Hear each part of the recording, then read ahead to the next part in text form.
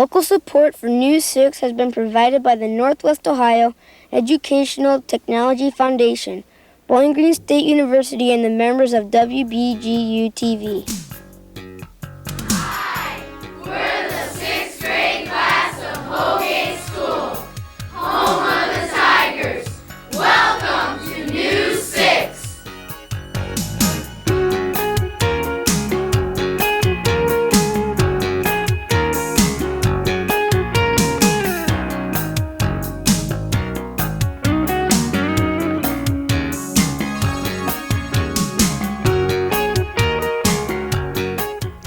Hi, I'm Jeremy Gershitz from Holgate Local School. Welcome to News 6. With today's first story, here's Tracy Kramer. The first story has News 6 rolling in the dough with Jocelyn Fowle's coin collection. Dirk Swiebert files the report.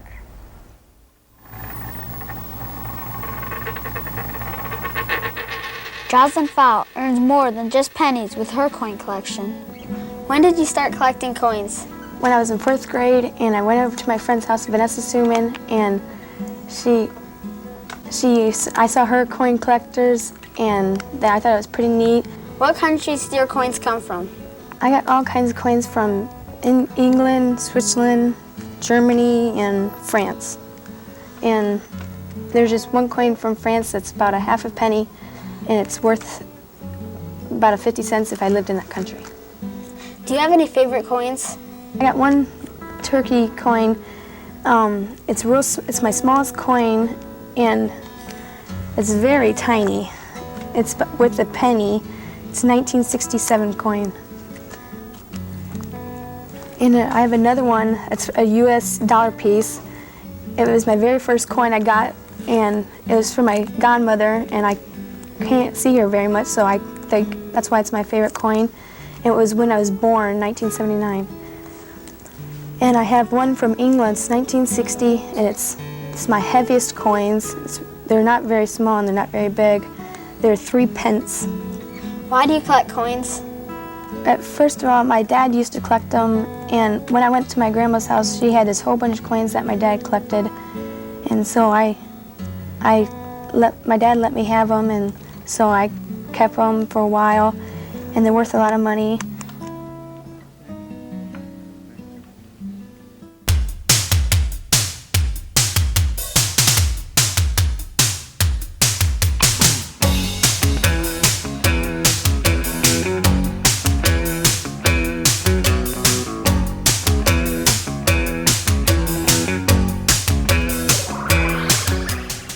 Today's News 6 is produced by 6th grade class of Holgate Local School. Holgate is located about 15 miles southeast of Defiance. It was founded in 1881 and is a population of about 1,400. Our second story takes place a look into the industry of seed growing. Andrea Ore brings News 6 her report.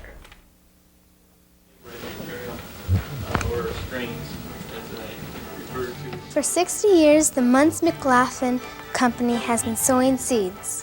What are hybrid seeds? The reason why they're called hybrids is they have hybrid vigor, and by doing that is they take separate strains. By strains wise is the characteristics that they select from, and they take the 2 strains and cross-pollinate them and create the next generation would have the hybrid vigor. How are hybrid seeds produced? Hybrid seeds are produced by putting 2 strains in the same field, and it's brought into the plant and processed. When we process seed corn, we bring it in to the ear corn dryers. The first thing we'll do is scalp it. We take out the large foreign material like corn cobs. We run it over a gravity table, which takes out any heavy material like stones. From there, then we run it through a sizer, which divides it up into about 8 grades. From there, we run it through a treater, and then from there we bag it. What are the different types of seeds you produce? Well, first of all, we produce hybrid seed corn, and we also produce soybean seed, wheat seed, and rye seed, And we also have popcorn for popping, yellow and white. Do hybrid seeds grow all year round? Around here, hybrid seeds, we don't produce all year round, but there is some companies do send them to Florida, Hawaii, South America, in the South to produce in the summer, in the winter, and basically that is to get a bigger seed supply for the spring. This week's Kid View question asked the 6th graders to become judges for the day and decide the case of drug dealers.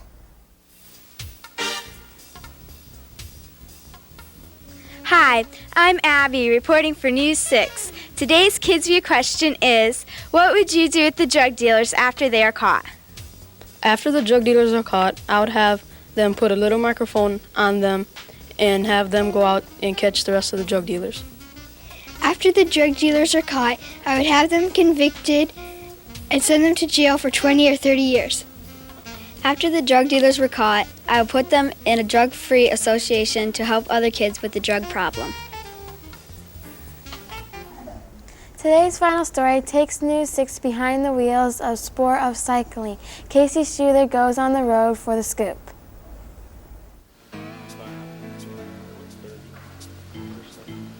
Exercise, friends, and travel keeps John Sanders pedaling on the road. How did you get interested in cycling? It was a gradual process where I needed a way to get to my friend's house in the country and that, so I just ride my bike in that. Problems would come up in that with the bike. I'd have to read up on it. And so I did and learned to fix my bike, ride out to my friend's house. What are some things to look for when buying a bike? You want to look for a good frame. The people at the shop that you buy it from, they'll usually help you with that. You want to look for good dropouts. That's the part where the wheel hooks into the frame. You don't want a piece of metal just jammed into the frame and clamped shut. Another thing you want to look for is a 3-piece crank instead of just a 1. They work better in that. The smoother operation, easier to work on. Do you need any special gear for cycling? You should have reflectors on your bike and that. And as far as the helmet, it should be like ANSI approved. That's just a safety standard. How do you prepare for a long ride? Make sure you're good and stretched out. Once you're more experienced, you may want to take and put toe clips on your bike and that. That'll help you be more energetic during your ride. Make sure you're experienced though before you do that, because you'll have problems if you should wreck and that. It's harder to get out. A water bottle would be good. That'll keep you from being dehydrated during your ride. That's all for this week's show. Thank you for tuning in. Join us next week when Macomb Middle School visits News 6.